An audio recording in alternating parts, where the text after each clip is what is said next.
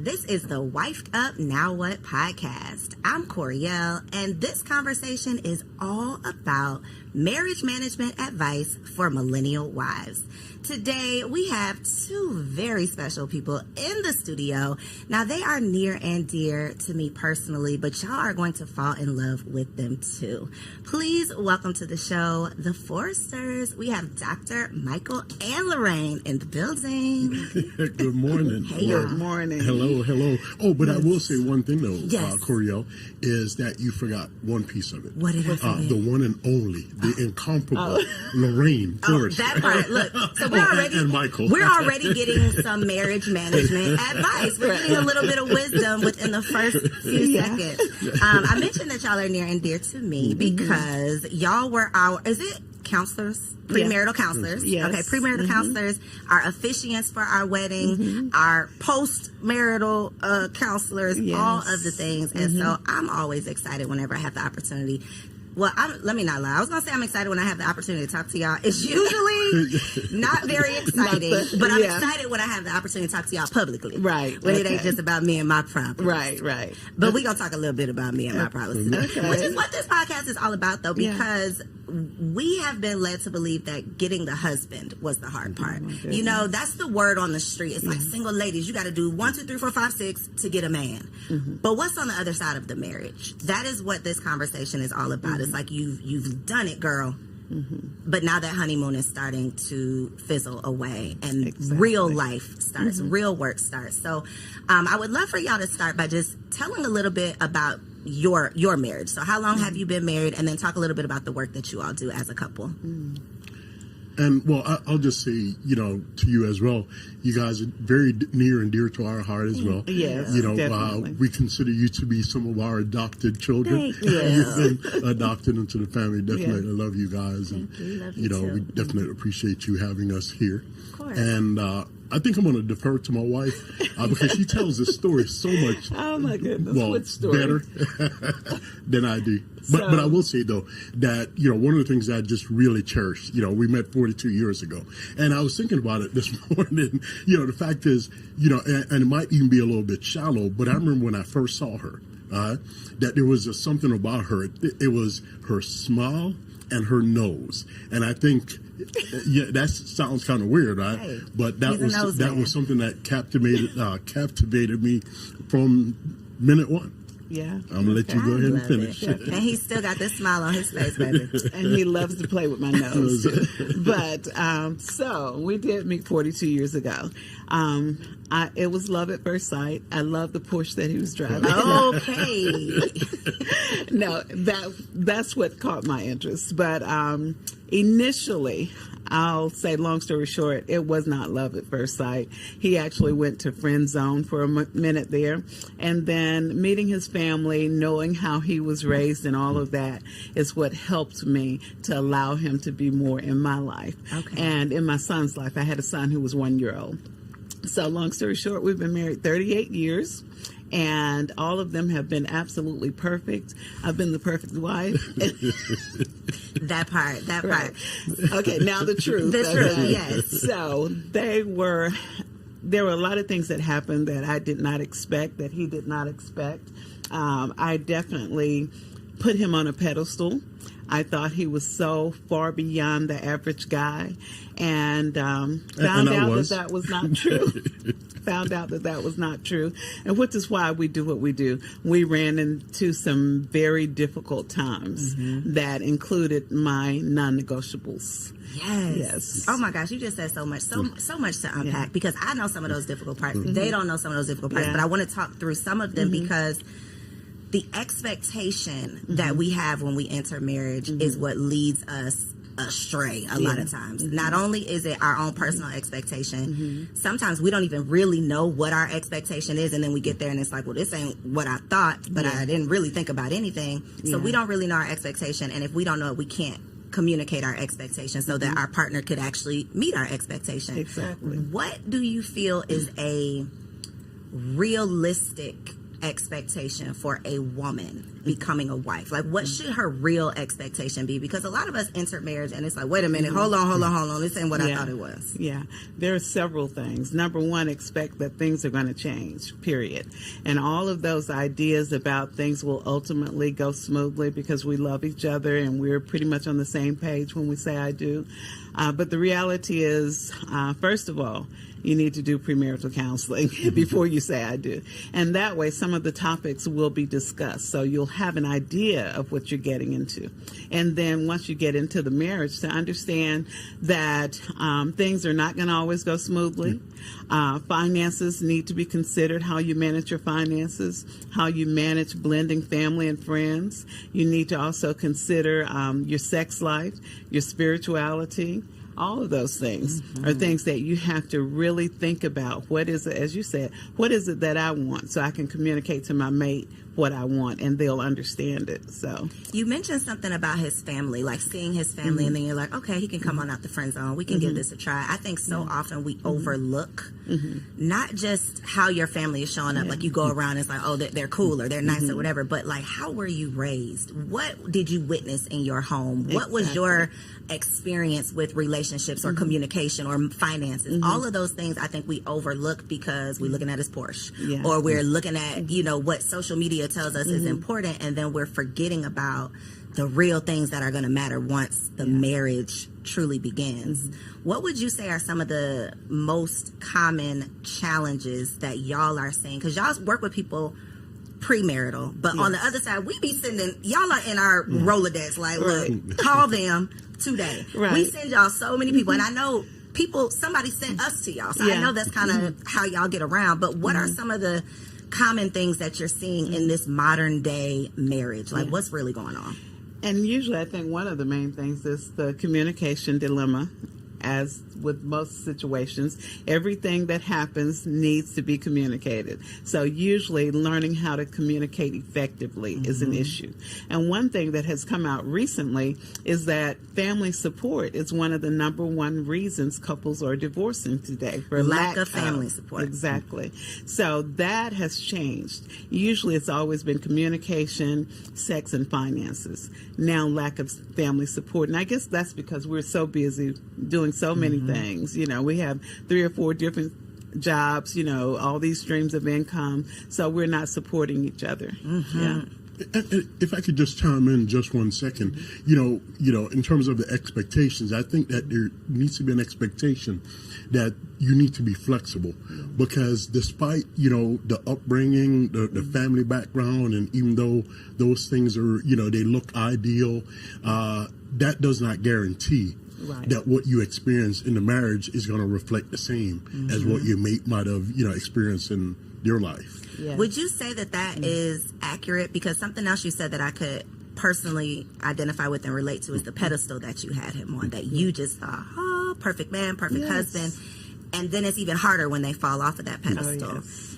Can you talk a little bit about that process of how he was able to fall off the pedestal, but then you didn't walk away? You were still able, well, you might have walked away and came on back, but you were still able to piece it back together somehow. And what does it look like on the other side now that you know he's not perfect? Yeah. And he would always tell me, look, I'm not perfect. You know, you think too highly of me. But I was looking at his family, his mom, dad, great people. They taught him well, you know, had great morals. His siblings, they got along very well. They had very interesting and intriguing conversations. Everything was just great. And he would call me long distance and tell me, you know, I was listening to this sermon the other day and they said XYZ. And I'm like, okay, you know, and all of those things. He was not the average person. He would never use profanity in my presence, period, you know, and he's always so respectful. But then the tables turned. Day by day, he changed a little bit. And I think sometimes we kind of acclimate to the environment. So maybe the friends changed. I'm not saying it was on them. It was in him. But I could see a change. But they created an environment where it could come on out. Exactly. And so the things changed. Like, he would never necessarily curse me, but I would hear the profanity when he's talking to some other people, you know, which surprised me. And then I would see different things change. And ultimately, unfortunately, when I found out that he was for the streets, that was it right there. You know, You found out he was for the streets. How did you gather him back out of the streets? You don't have to go into all the details, but nobody walks down the aisle thinking they're going to find out that their husband is for the streets, especially not when they had him up on this pedestal. Yeah. But these are the 40-plus year experiences that we have to hopefully not be prepared for, but at least be aware of. Right. And so one of the things that I did not expect this to ever be this person. I thought that he was a man of great integrity. He was always at home. He went to work. He came home. Everything looked real good. But there were times when I might be at church and he might not feel like going. And then he would go do his thing wherever and be back before I got home from church. So when I did find out that he was for the streets, it was one of my non-negotiables. So I'm like, you out, period. This is done. But he said, I'm sorry. I made a mistake. I didn't mean to do it. I love what you. Does all for the streets things mean? Can we let's define for the streets, because for the streets could mean I like to go out, hang out. For the streets could mean I like to drink a little bit more than you do. For the streets could mean I like to socialize. Like, what does this for the streets look like? Well, you know, in our situation, me being for the streets was really more about, you know, women. He was a hoe. Yeah. He's taking too long. He was. Okay, go ahead. I just had to get that out. Yeah, but yes, and he was, you know, for me, not alcohol, but drugs was the other portion of it. Yeah. Right? So and it was women one of and those. Well, yeah. And for me, Real drugs, or was it women and weed? Because weed ain't on. No. It was for real me. drugs. It was cocaine. Oh, real drugs. Yeah, Okay. right. which was my second non-negotiable. Hoes and hard drugs. No, right. Okay, got it. Yeah, There you go. and you know, it was one fueling the other. You know, did one, you know, Led to the next. Yeah, so it was just this perpetual cycle. What would you, looking back at that, because women, we're just speculating about what we think men are thinking about, and can you recall what led to, like, what was the first foot outside? It was ego, really, because to be honest, you know, and this is something when I actually, you know, started, you know, down that road. It was something that was just it was a slow walk. It wasn't something that just all of a sudden, you know, it was, you know, the constant back and forth, the folk making snide remarks or these little suggestive comments. Your wife was? No. In terms of the other person. Oh, the other person. Okay, You know, got you. Just the little suggestive comments, and you know, it was years before something actually happened. So it was definitely a slow walk. And one of the things that I can say is, you know, even though my wife, you know, is the incomparable, the one of a kind, you know, she wasn't exactly perfect. But there was nothing at home that I could say, well, this is my reason or this is my excuse for doing whatever. It was never a situation where, because of what she did, caused me to go there. That's the part that gets us, though, because we be at home cooking the dinner thinking everything is cool, and then we see something, or then we get that feeling in our stomach, or then, you know, and then we find out that he is for the streets, and it's like, but wait a minute, I thought everything was good at home. So how is there a way to prepare or prevent, like, or is it just this is who this person is and this is what we're gonna have to go through? I think it has a lot to do with that person and their maturity. You know, not anything that anybody else can do, but it's where they are, whether they're mature or whether they decide to be a person of integrity. And for me, you know, I had to come to the realization that, especially during that phase of my life, it was, you know, and I'll just kind of go back to the Bible. It says when I was a child, I did as a child. I spake as a child, but when I became a man, I put away childish things. And for me, that was definitely one of those phases where it was me being self-centered, selfish, and, you know, it was that ego thing, you know. So this is a non-negotiable, a deal breaker. It has happened. Both of them. The only two I had. The only two no you had. No drugs, no screwing around. He did both. He did both. What is the next step for you? So the next step for me initially was to get a divorce. So I went, retained an attorney, started making the payments. And then before that, I found out I was pregnant before I completed the payments. So I'm pregnant. Okay. This child needs to understand who their father is. He's not all that terrible. You know, he can do better. So he got back on the track. He's doing everything right. Then I find out again, he's screwing around again. Was it the same person? Yes. Same I person. almost jumped out of this seat. Yes. Okay, go ahead. I'm sorry. So then I started paying the attorney. After a while, stopped the proceedings. He got back on track. Everything was fine. That happened twice. Third time, I said, okay, this is it. And we had some financial problems in there, which caused me to stop paying the attorney. But the third time, we got to court. He signed the divorce papers. I signed the divorce papers.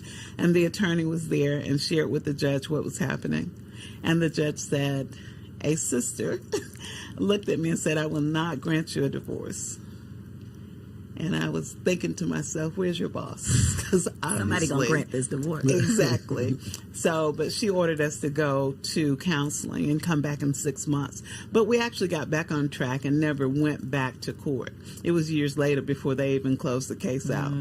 Because what I discovered was that perhaps God had something different with all of these obstacles that wouldn't allow me to get out of this marriage. So I started saying, God, what do you want? And then God prompted me to change. And I did go to one counselor at our church, and she had the audacity to tell me I had some issues. No, ma'am. No, she did not. I was like, wait a minute, he's all wrong. He's the one doing wrong. Exactly. And she shared with me some of my shortcomings. So that coupled with my conversations with God, I changed my behavior, and then he could see. I think that's what helped him to see that change was possible.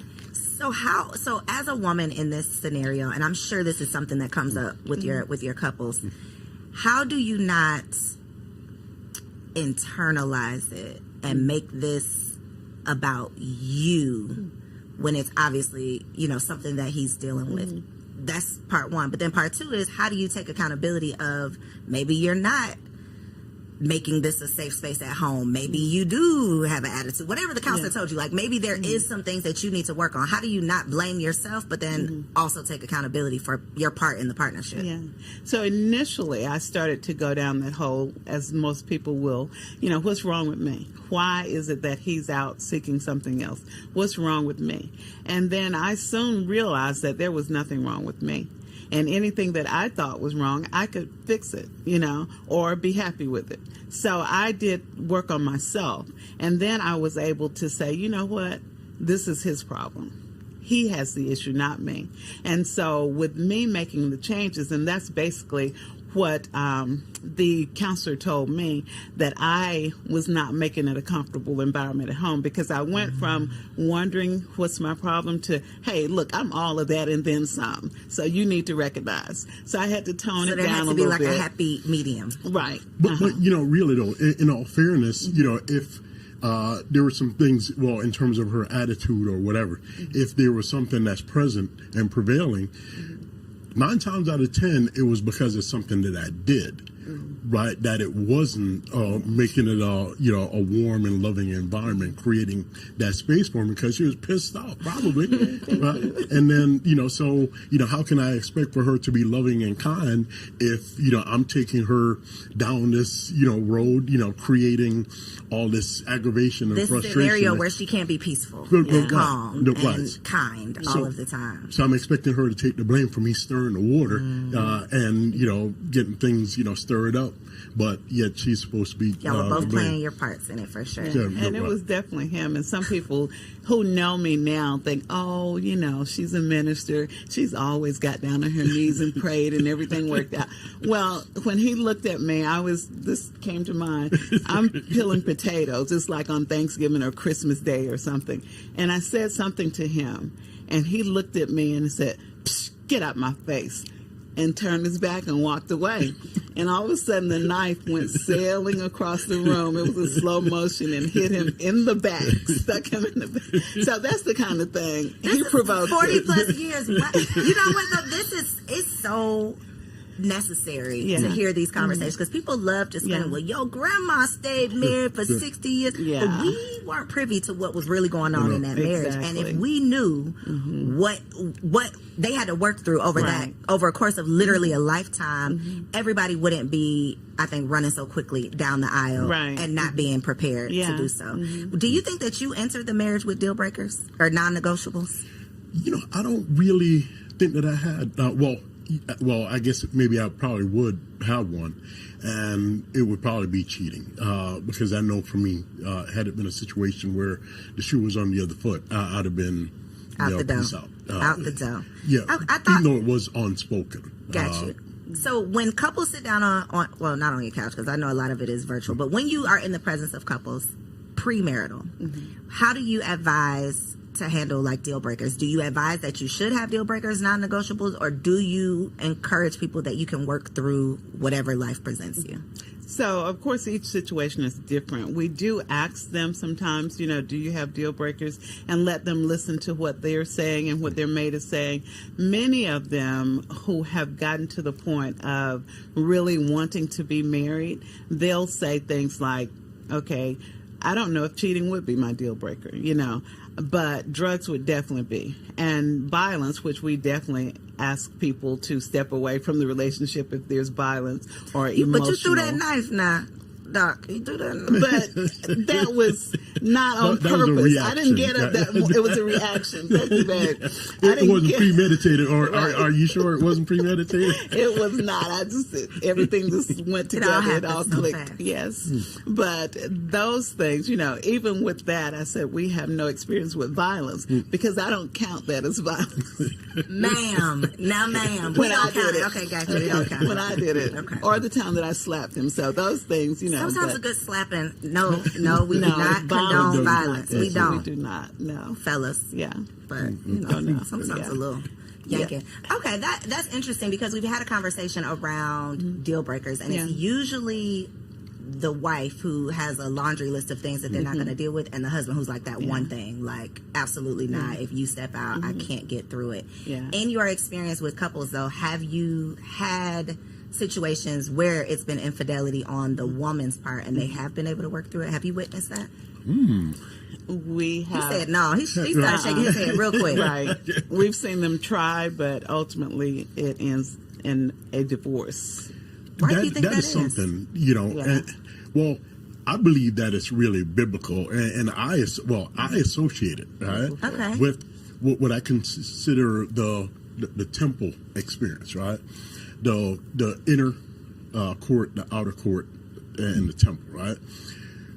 For most men, they consider it, especially if their wife or girlfriend or whatever the case is, have allowed another man to enter into that temple, it is a violation that he is very unlikely to be able to overcome, right? Because for most men, when their wives, are unfaithful, not only is it a physical thing if there is intercourse that happens, right? It's an emotional thing because most women do not engage sexually with someone else unless there's an emotional connection. So for most men, it's really not so much about the physical thing, but that emotional disconnect that caused her to be able to connect with someone else. And for most men, it is one of those insurmountable obstacles. Most men. We have... Can't think of one, huh? I can't even think of one We've right now. We've had several of them say that they would stay in it and work through it, but usually it turns out very bad and ends in divorce. Of the couples, if you had to just not necessarily give a percentage, but do you see more infidelity on the part of the husband or the wife majority of the time? Most of the time it's the husband. And then we've seen an increase, though, in the wives over the last, I would say, 8 years or so. But definitely the men are still leading. And do you think, or what are some of the, because again, we want to have preventative measures, right? Yeah. We don't all want to be, I personally, I don't want to be slapped in the face and then I got to get myself up and figure it out. Like if there's something that I could do, conversations that I could have, things I could be on the lookout for, ways that I can improve myself to prevent some of these issues, infidelity being one. Are there any things, like, just based on the real people? Because a lot of these podcasts, we just making up stuff, talking about what we would do if I was in this situation, but you haven't been, so what are you talking about? The real people that you've seen, what is the real cause? Like, what is making people step out? And how can we prevent it? I think it's insecurity and immaturity. You know, the insecurity, that stroking and making you feel good, you know, everything can be good at home. But if I have 10 more people telling me I'm great, or even one more telling me I'm great, then that's going to pull me outside a little bit. So I think when we come into the marriage relationship, it's important that we're mature, and that we also, before we get married, that we look at those red flags, that we pay attention to them. You know, I was actually doing a show with a young lady the other day, and she talked about being at, what is it, where you go ride the go-karts, and she was rammed by her fiance, and you know, all of this was online, but she said it was a red flag for her, but she just said, oh, because why would you do that? Right. But something in her told her that this was his temperament, you know? And so those red flags, even if you're not sure, just be still. Don't jump into it, you know? So, but what about if they come on the other side of the marriage? Then you're going to get some help. And if help does not help, then you need to get out. With our situation, I did see progress.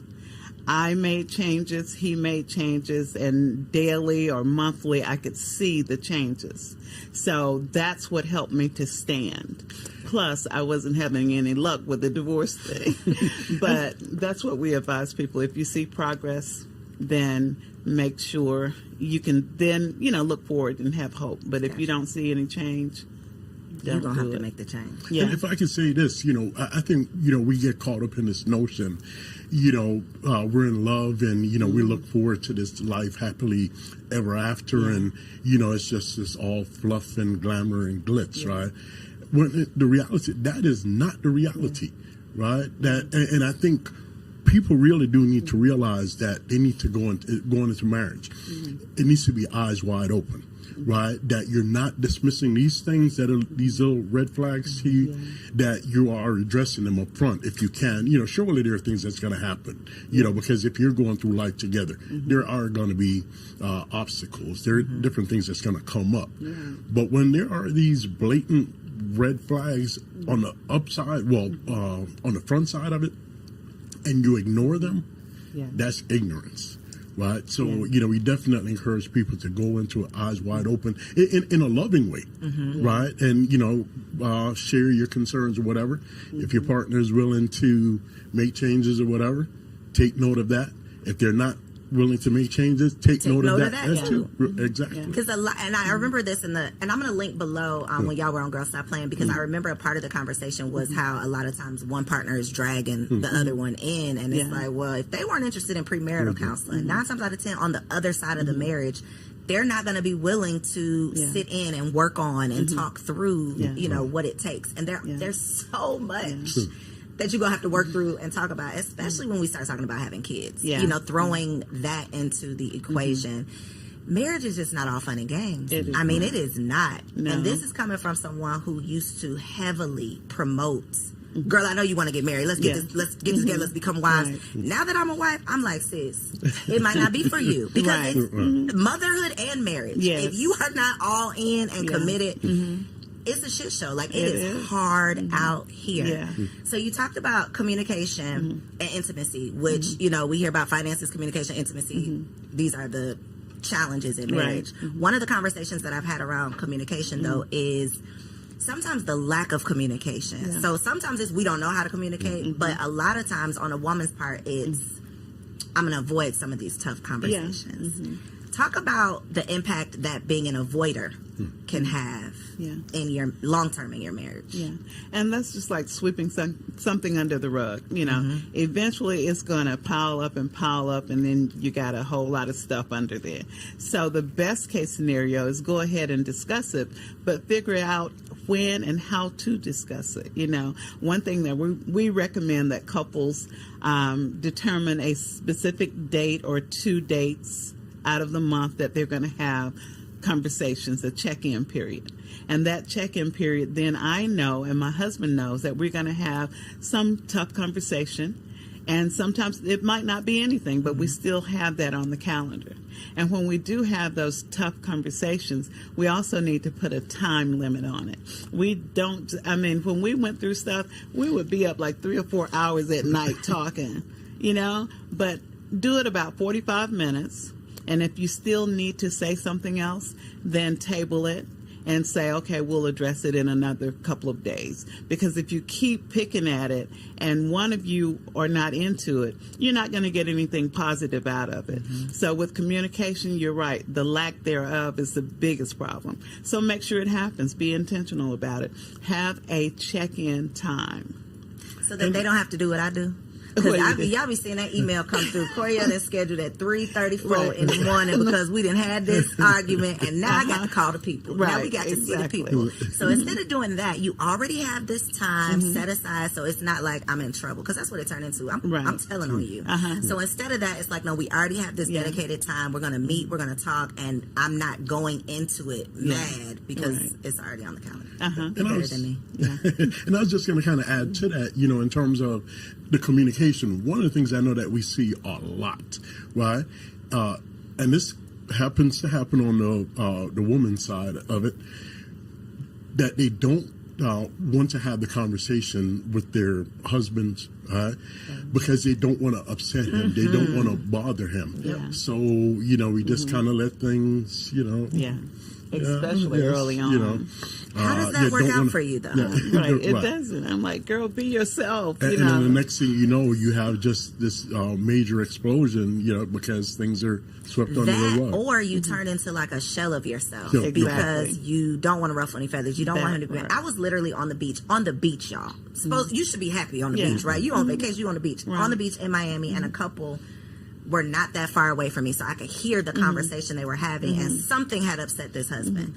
And the wife just kept saying, okay, but baby, I want to have a good day. Like, she was really trying to diffuse it. Okay, well, let's just go to the beach. And he was just mad about whatever it was, to the point where this was like a 30-minute thing. And at the end of the 30 minutes, she's just like, well, I'm just going to go. Like, she was just so beaten down.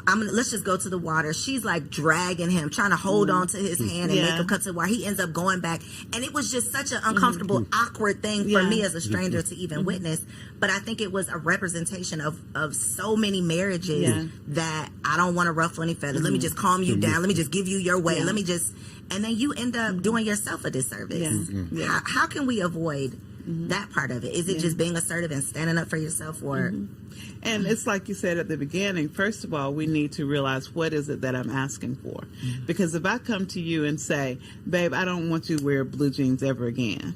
And you say, well, I think I want to wear them on Tuesday. And I said, well, okay. I'm not true to myself. I need to come back with some factual information why I don't want you to wear the jeans. And I need to have that already reconciled in my mind before I approach you with that thing, So then I can give you the facts as to why I have this position. And so just a lot of times we see women will say things and then they'll change so fast. And then they come back 2 weeks later with the same issue. Stand firm on it. Make sure you solidify it in your mind before you present it. And then when you present it, you have factual information that will help them to understand what you're saying and why you're saying it. And I think another part of it, too, is, in terms of, avoiding these type of situations in the marriage, is making sure that you're actually working on yourself, making sure that you're a whole individual in this marriage, because if not, you'll just find yourself just being the shell of a person, not really adding any value, in a marriage, in a relationship, and that's not fair. And really to either of the persons, in the marriage, you have to be a whole person. Yeah, it's tough. It is. Because you become a half of a person real quick. Once you say I do, now you're the wife. Now you're not just the woman, you're the wife. Yeah. You got this whole nother responsibility. And then you become the mother. So now you're like a quarter of who you were. And I think that is where some of those issues come in, because it's like I got to manage all this stuff at home. To your point about the lack of family support, a lot of times the mom becomes the default parent. Now I'm stressed out. Now I got an attitude when you come through the door. Now we got something else to argue about, and all of that compounds into a tough life. Yeah. And if you are dealing with your own tough life, which most of us don't know how to deal with, we're not communicating to you. You got your own stuff going on. You're seeking whatever you're seeking to try to get through it, and then we got to come see y'all. Yeah. And scheduling is something that we don't do in marriage. We have businesses, we make appointments, we schedule things. If we schedule things in our marriage, schedule my me time, schedule your time. What about sex? Should we be scheduling sex? Yes, we definitely should schedule sex. We are dealing with multiple streams of income. We're always working. We look up and 2 weeks have passed and we haven't had sex. You're already 6 times down. Dang, so wait a minute. So what's the goal here now? What's the goal? What we going for? It still remains a minimum of 3 times in a 7-day period. It still remains a minimum of 3 times. I'm glad y'all said that, because me and Kendrick had a little back and forth about, is it 3 or is it 4? I knew it was 3. I told you it was 3. He said he was going to call you. I know a minimum of 3. Well, Kendrick, I think we're going to get you an extra one. He's like, no, because it's supposed to be the majority. I'm like, sir, relax. 3 is good. But seriously, other than lack of intimacy, what are some other, besides scheduling it, like what are some other preventative things that we should be aware of? Like, first 1 to 3 years of marriage, when it comes to intimacy, what is your advice? So women often say, well, I'll do it for him. Okay, he wants this. Sex is a two-way thing. Ultimately, when you get down to it, both of you hopefully are enjoying it. So embrace that mindset. This is not for him. This is for me. I enjoy it. You're looking at and thinking about things that you want to do, things you want to have done to you. That helps you to get into it. Looking at part of how they do it in the tantra sex, where you're thinking about it 24/7 and you're psyching yourself up to it. Or you go 3 days with you two touch, kiss, and everything but sex. But then on that 4th day, you go all in, And so it's making it interesting for both of you. And it's not, there is sex and there's making love, 2 different things. Both of them are necessary. A lot of times women expect making love. I just can't, because we had an argument 5 days ago, so I can't do it. You can. You could just have a little sex. Right, and enjoy it. That part. So if you got an attitude, though, this is the men are from Mars, women are from Venus thing. I could piss him off at 8:05. By 8:07, he ready to go lay down. He gets fine. 8:06. Look, 30 seconds later, if he pisses me off at 8:05 a.m., I might still be mad at 8:05 p.m. Like, I might just be coming down at 8:05 p.m. where we go.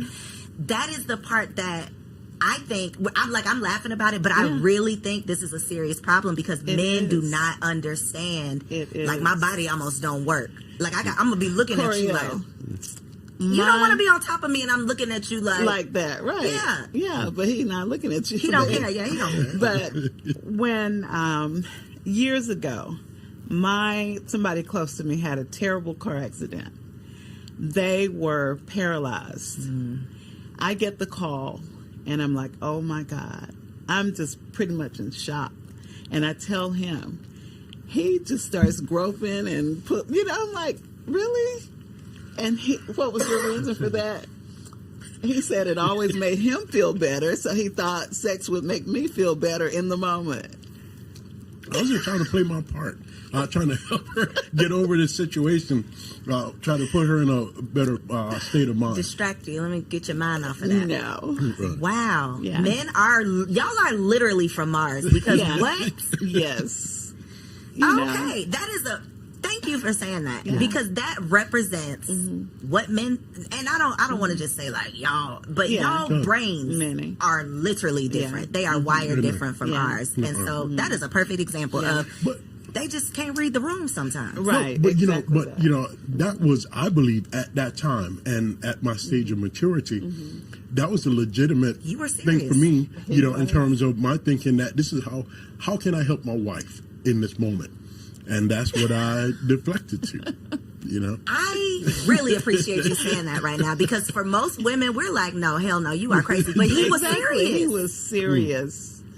Yeah. Okay. I was very offended.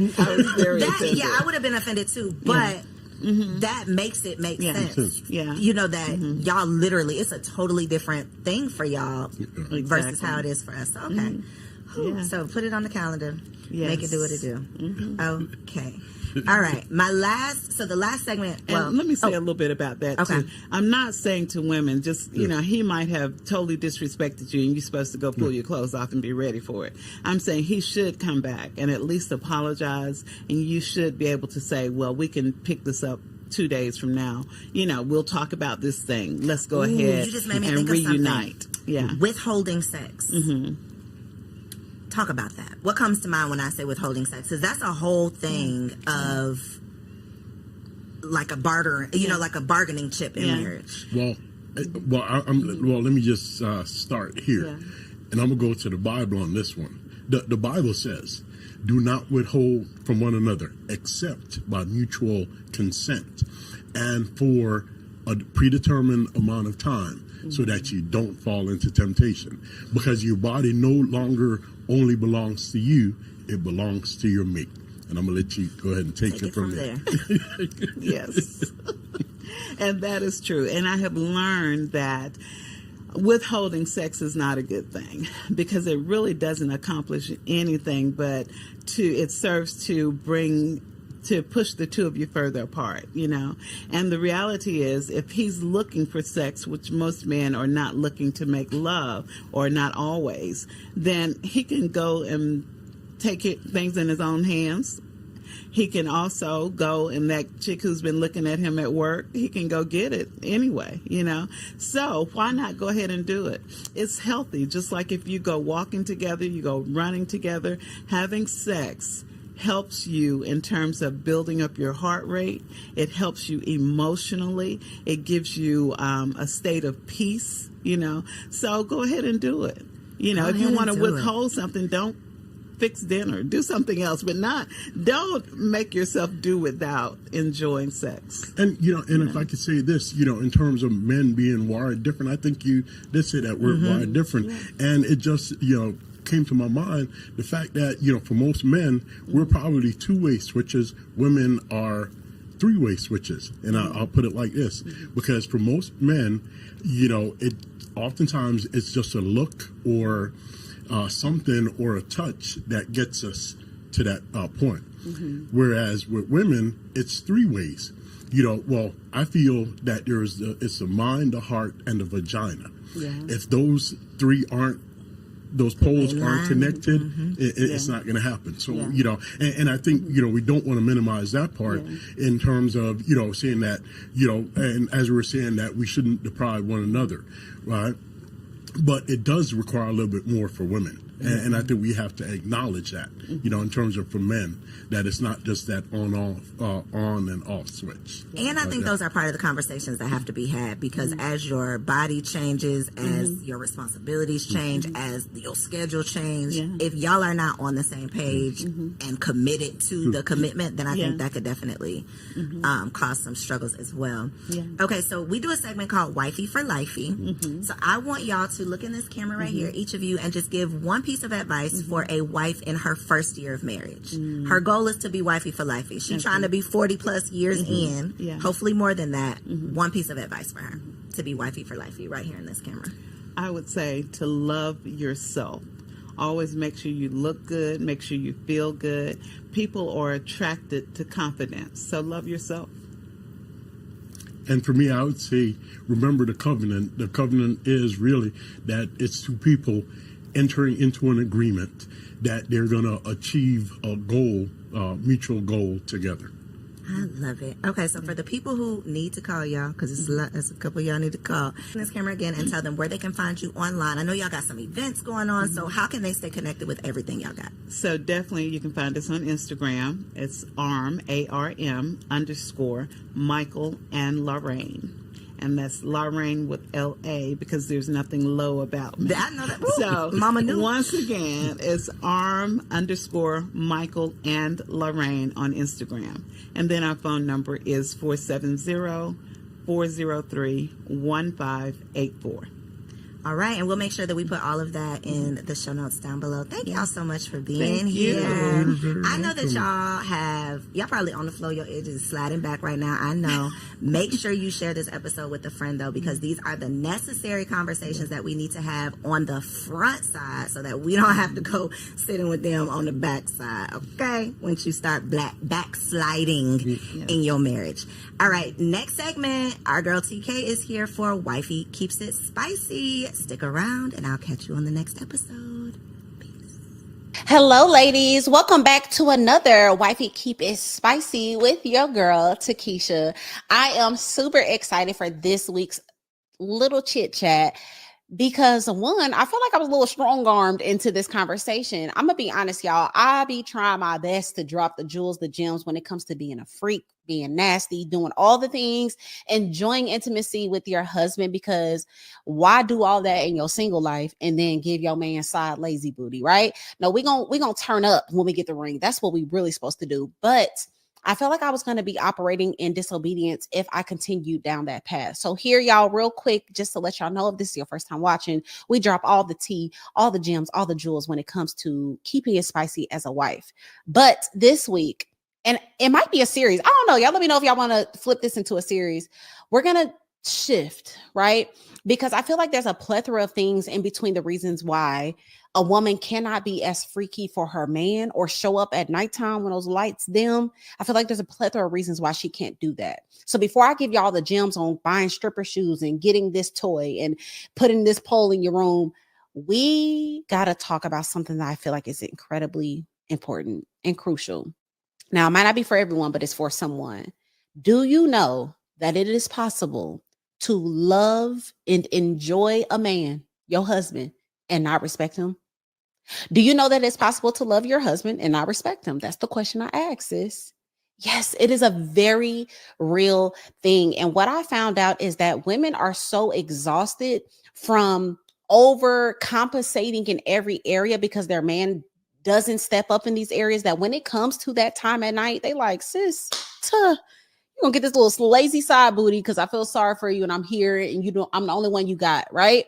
You can get into the mode of doing so much all the time and he's doing so little in your mind that you don't even feel like he deserves for you to really pull out the stripper version of yourself or whatever, fill in the blank, the porn star version of you. And so I have to speak on this because I feel like so many women, especially those that have been married for a long time, or some of y'all that done ignored a lot of red flags and you still said, I do, this video is for you. Now, I do think it's possible to regain respect for your man. I don't think all hope is lost, but it's going to take a lot from you. It's going to take a lot of maturity from you. So listen here, sis, what we are going to do if you connect with this, if you feel like, girl, I'm doing so much. I'm a professional woman. I had my bag before I got him, especially if y'all got married later in life. You got married in your late 30s, your 40s. You're like, shoot, I'm good. I look good. I can get any man I want. Like, God bless you. You done got a trophy. This is good for you. This is for you. Just like your man has to learn leadership and masculinity in a lot of ways, sis, you have to learn submission and femininity too. Because you have been leading your life for so long and you've been making all the decisions, you've been the boss in your company, you've been the leader in your friends group, you've been the smartest. It takes intentionality and aggression to learn the opposite, to learn to fall back, to learn to follow, to be submissive and compassionate and kind. And so what I want you to do is I want you to have a real conversation with your husband. Now, don't go and tell him that you don't respect him, but I need you to have a conversation with him and let him know that you are transitioning into a new woman, that you want to be all that God has called you to be when it comes to being a wife, which is compassionate and kind and patient, which is a nurturer, which is a submissive wife. And as you're telling him this, because this is what I did with my husband, I said, hey, things going to be different. Because he wasn't used to it. He was used to me leading in a lot of ways. He was used to me giving him neck. So I had to warn him. I didn't want to just switch up. I'm like, hey, let me let you know, I'm transitioning. I'm shifting into this woman. And as I do this, I'm doing this because I trust you. And I know that you are created to be a phenomenal leader. But I must admit, I have been in the way. I have strong-armed my way in a lot of decisions. I've pushed you to the passenger seat. I want you to get back in the driver's seat, Daddy. I want you to make the decisions again. I want to support you. I want you to know that I trust your leadership, right? And having these conversations with our husband, not only to ask them for grace as we are transitioning, but letting them know, hey, it's yours. I don't want it anymore. And I promise you, as you see your husband step up more, as you see him making more decisions, as you see him saying, setback, I got this, baby, you're going to want to throw it back at the end of the night. You're going to want to do it well. You're going to want to do it just like how he likes it, okay? And so a lot of us have to admit, we've built a man that takes the back seat a lot because I got it. I'm good. I'll take it out. I'll do that. No, baby. All 2024, we are going to sit in that passenger seat. What they call them, passenger princess, whatever. We're going to set our cute little tails over there. And not saying we don't have ideas or thoughts, but we're going to let our man take the lead so that we can gain that respect back for them. So that when it comes to being spicy, oh, that's going to be light work. So y'all let me know how y'all feel about this. Let me know, are you going to have that conversation with your man? Are you going to let him know, hey, I'm ready to transition. I'm tired of wearing pants. Give me my skirt back. If you're going to do that, let me know in the comments down below and share this with a girlfriend because it's going to help somebody. Okay, until next time, y'all.